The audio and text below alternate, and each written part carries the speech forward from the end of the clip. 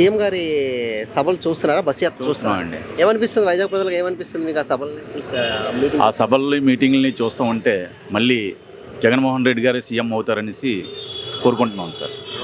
ఎందుకంటే ఎందుకు అవుతారంటారు? అతను చేసిన పరిపాలన అతను చేసిన సంక్షేమ పథకాలు అన్నీ కూడా బాగున్నాయని ప్రజలు ఆదరిస్తున్నారు సార్. మళ్ళీ ఇంకోసారి సీఎం అవ్వాలనేసి ఆదరిస్తున్నారండి. ఏముంది పెద్దగా ప్రజలకు మీటింగ్లకి జనాలు రావట్లేదనో లేకపోతే అంతా మ్యానిపులేటెడ్ అని టీడీపీ చెప్తుంది. నిజమేనా? ఎవరండి ఎక్కడండి టీడీపీ వాళ్ళు వెళ్ళి చూడమని. టీడీపీ వాళ్ళు చూస్తేనే కదా తెలుస్తుంది జగన్ గారికి ఎలాగొస్తున్నారని.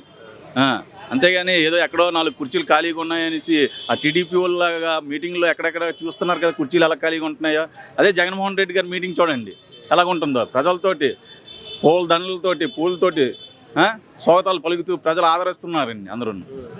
ఈరోజు ఎలా ఉంది రెస్పాన్స్? ఎలా ఉంది జగన్ గారికి? ఎలా ఉంది అంటారు? కింద స్థాయిలో యాక్సెప్టెన్స్ ఉందా ఆయనకి? యాక్సెప్ట్ చేస్తున్నారు. బడుగు బలహీన వర్గాలు బీసీ ఎస్సీ ఎస్టీ మైనార్టీ వర్గాలకు కూడా అతను ఈరోజు సంక్షేమ పథకాలు కానీ అయినా కూడా మంచి అభివృద్ధి చెందుతూ ఆంధ్రప్రదేశాన్ని మంచి అభివృద్ధి పాలనలో తెస్తున్నారు సార్. ఈరోజు ఒక స్కూల్ సిటీ, ఒక హాస్పిటల్ సిటీ, ఈ రెండు చూస్తే చాలండి. ఆంధ్రప్రదేశ్ ప్రజలందరూ కూడా స్కూల్స్ హాస్పిటల్ని గుర్తించుకొని చూస్తే చాలు సార్ అతను చేసిన పథకాల గురించి. ఇవి గెలిపించబోతాయండి? వైసీపీని గెలిపిస్తాయా? డెఫినెట్గా సార్, డెఫినెట్గా గెలిపిస్తాయి. ఒక ఆరోగ్యశ్రీ కార్డు 25 లక్షల రూపాయలు ఎవరైనా ఇచ్చారండి? ఏ సీఎం అయినా ఇచ్చాడండి భారతదేశంలోని?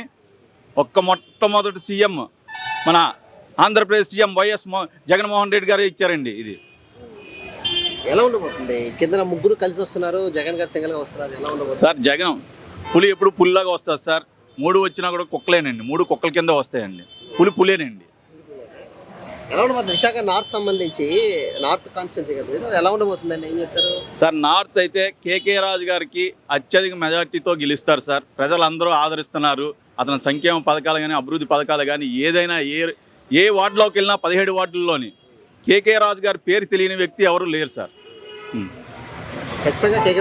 కేకే రాజు గారు డెఫినెట్గా గెలుస్తారు సార్.